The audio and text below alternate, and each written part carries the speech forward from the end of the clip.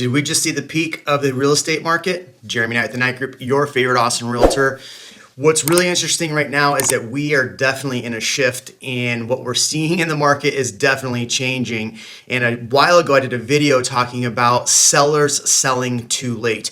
So today we're going to talk about if you are getting ready to sell or if you're selling, what to expect. Buyers, pay attention to this because you know what? You are now in the driver's seat. So I'll give you some tips at the end of this video as well, what you should be looking for as a buyer. And always make sure you drop a comment below. Are you buying or selling right now? Are you seeing these things in the market? Just drop something fun below because we want to hear from you. So here we go.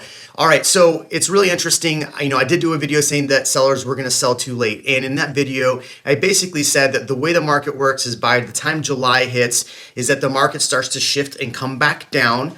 And I've shown that, look, here's a peak of last year. I have a lot of data to back this up. We'll show in a second. But what I was saying in there was a lot of sellers are going to see their or homeowners are going to see their tax bills come out. A lot of investors will see their tax bills come out, and they have. And then they get ready to sell after seeing their tax bills because their taxes are going up substantially. Well, guess what's happening? We've seen a lot of inventory hit the market. If we look at January, February, March, inventory was super low. A lot of agents were having a really hard time getting their buyer clients under contract. Buyers, pay attention. This video is for you as well. So a lot of buyer clients were having a hard time getting their buyers under contract. Then rates went up, even higher. And then the tax bills came out and sellers decided to put their homes on the market finally. So we went from seeing about 0.3 month inventory to now whatever it's going to come out as of this week. I imagine it's going to be a month and a half, 1.7. I mean, we literally have almost, as of today, this is a Thursday, I'm filming this, we're going to probably go over 6,000 units. At the beginning of the year, we were at 1,800. So that's a pretty substantial gain. So what we're seeing for you sellers, and if we look at some of the historical data here, this is over the last 2 years, and this is the number of actives versus sold listings. If we look back in 2020, there was quite a few active listings. And then as we hit the middle of 2021, active listings dropped, sales started increasing. And then as we got into pretty much the beginning of this year, same thing. We didn't have very many listings on the market, so sales were going up, sales prices were going up, and I'll show you another graph here in a second. But if we look at this one, it's showing that we have just about as many listings on the market right now as we did basically June, July, August of last year, in fact, into September of last year. And if we look at September of last year, inventory starts to drop off, but sales kind of do their thing a little bit. So what we're going to see for you sellers here coming up is that there's going to be a lot less showings. I think there's a lot of buyers out of the pool right now because of the interest rates. That's something that's impacting a lot of buyers right now. And look, it's the time of year. Historically, it's the time of year where prices actually start coming down, especially if you look at last year's prices. So for you as a seller, did you miss the peak? Well, I think you did. If you're listing right now in July, August, September, October, November, yes, you've missed the peak. So there's some things that you're going to have to know if you're going to sell. So our price is going to come back up in 2023 like they did in 2022. I don't think that's going to be the case where we see these sharp 20, 30% price increases year over year. I think we get into next year and we might see some negative numbers at the beginning of the year. So instead of being at like 650 price point where our median is probably going to be around 630, 640. So it'll probably be lower. So we might go into next year seeing some negative numbers. Now, all of this to say doesn't mean that right now that we're going to stop seeing multiple offers. I listed my property in June, had multiple offers. Ian just listed a property on Real Migos. He was talking about it, had multiple offers. So we're still going to see multiple offers. We're just not going to see as much. And so as sellers, this is where you need to be very cautious over the next few months about how you list and what you list. Number one, I would really consider not continuing to price on an upward trajectory. I would start pricing on a level trajectory. So if a house in your neighborhood just sold, that's the same exact comp as yours, just sold for $650, I would honestly probably list it a little bit lower or list it at $650. I wouldn't start off listing at $675 because your house is better or you think it's going to sell more than the last house. And I think a lot of sellers are like, oh my gosh, I can't believe you would say that, not to price higher. Look, as listings hit, you are going to see more competition as a homeowner seller than you would have 4 months ago. I mean, the stats are backing it up with all the inventory that's hitting the market. So if you're going to still price really high, be prepared for it to sit. Now, you could price at 675. I'm not telling you not to. I'm just saying that if you price at 675, the last comp just sold at 650, you may not get 675 for it. You may not get that higher price or multiple offers on it. And here's what sellers should start to expect. And this is something that we're seeing, is that days on market on your properties are going to go up. And I said this in the live stream last night. I think part of the reasons why we're seeing so many price decreases so quickly is because what's happening is most sellers put their home on the market on a Thursday, and then by Tuesday they go under contract, right? You get all the multiple offers, you negotiate, you sign a contract, and then it's set to pending by Tuesday.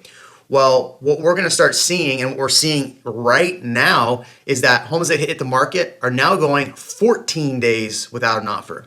And so what happens is sellers in that first 7 days are now starting to really panic and drop their prices pretty much instantly because they're freaked out they didn't get an offer that first 7 days. And that's going to be the case. I mean, if we look at the days on market in the past, we've seen really high 30 to 5 days on market on average. It wasn't really until July 2020 where we saw less than 10 days on market. In fact, even January of 2022, we're seeing a little over 10 days on market, just under 15 days. So, and then we hit the beginning of this year where there was no inventory, and then it really dropped down to 5 days on market. So if we're looking at these historical data, keep in mind that 15 days on market isn't an eternity on the market if we go back past 2 years. Keep in mind, 2019 was a pretty steady year, and I think what we're going to see the rest of this year is what we saw in 2019. We're going to level off and then just see small price increases, not huge price increases going through the rest of the year, and you're going to have to be competitive. The other thing that you as a homeowner really need to do that we kind of got away with over the last 2 years was really not having to put a lot of work into your home to get it to sell. So the little projects that you're going to have to do are the projects you're going to have to do. Make sure that the paint's touched up and looking nice. If the carpets are raggedy and not looking good, you got to make sure those are actually looking good. Maybe you have to change out the carpets. I just listed my home personally, and I had to go through and do all of these things. Look, I got multiple offers right out of the gate, but I also, going back to my own topic of what I'm saying, I was initially going to list my house at $1.2 million. That's what I wanted for it. That's what I thought it was worth. And seeing the market softening, I listed my house at $1,150,000. So I had to take my own advice and then got multiple offers on it. So I can't tell you what I went under contract for, but it still happens. But I also spent quite a bit of money fixing up things that I thought would prevent it from selling. I had to put new rocks in the driveway. I have a strip of rocks in my driveway, so I had to fill that in. I had to take care of the side yard that I've neglected since we put in a pool. I've had to go through and touch up paint. I had to go through and clean the house, take things down, and do all of those things to get it staged and looking nice. And sellers, you're going to have to actually start doing that and listening to your agent. Now, your agent, here's the next point. Sellers, I remember a conversation 2 years ago with an agent who said, should agents still be doing videos on properties with the market being so hot? And I said, yes, absolutely. He said, yes, absolutely. In fact, he's got one of the greatest YouTube channels for listings. And a lot of people said, no, you don't need to do them anymore. Well, we're now in the time where agents have to do more marketing, sending out mailers, sending out flyers, calling agents and telling them about the property, open houses, property tours. So all of those things. So if you're going to be working with an agent, I would personally sit down and ask them, what is your marketing plan? Break your marketing plan down for me because I need to see it. A lot of agents for the last 2 years have gotten really lazy. I'm sorry to say this, but a lot of agents have gotten really lazy. You put the house in the market, 5 days under contract, boom, you're done. Now we're going to have to go back to the 2019 days where you're actually going to have to spend time marketing, calling agents, and doing all of those things to get it under contract. And here's another thing. So I have this graph right here that shows the over list price versus under list price. So your list price is going to be very important because if you look at the historical data, for a long time we saw homes list at list price and sell at list price. Now look, in 2021, if you look, this huge upward trend shows that we had a lot of over list price. In fact, it's like 25% or 15% over list price. And looking at this year, we saw that trend. That trend is coming back down, which means that you're probably not going to get well over list price anymore, which means you really need to price strategically. And a lot of that plays into the amount of inventory on the market and the buyers in the buyer pool. Now, look, right now, a lot of buyers are just out of town. This is what I'm looking at. A lot of buyers, they hit the summer. We spent 2 years in dealing with pandemic stuff. And so now buyers are finally like, I'm out of town. Gas prices are really expensive, so I don't think that's going to keep them out of town very long. But buyers will be back in the July timeframe, August timeframe, back in the pool. So you're going to see inventory build up and then drop back down over the next few months.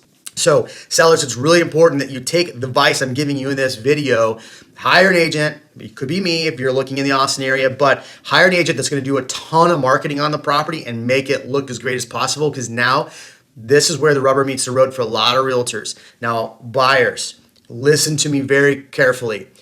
Don't go crazy. Yes, you are now back in the driver's seat, which is great. And as we see inventory pile up and the months of inventory pile up, you are going to be in a better position. VA, FHA, there might be some opportunities for you to reach out to a lender and do like a T-Shack loan or a 0% down loan. So sellers have been taking pretty much what's 20% down, appraisal waivers and all this other stuff. And sellers, you may not get an appraisal waiver this time. So you may have to deal with, potentially shortfalls in appraisals. That might be something that happens over the next few months. We'll see.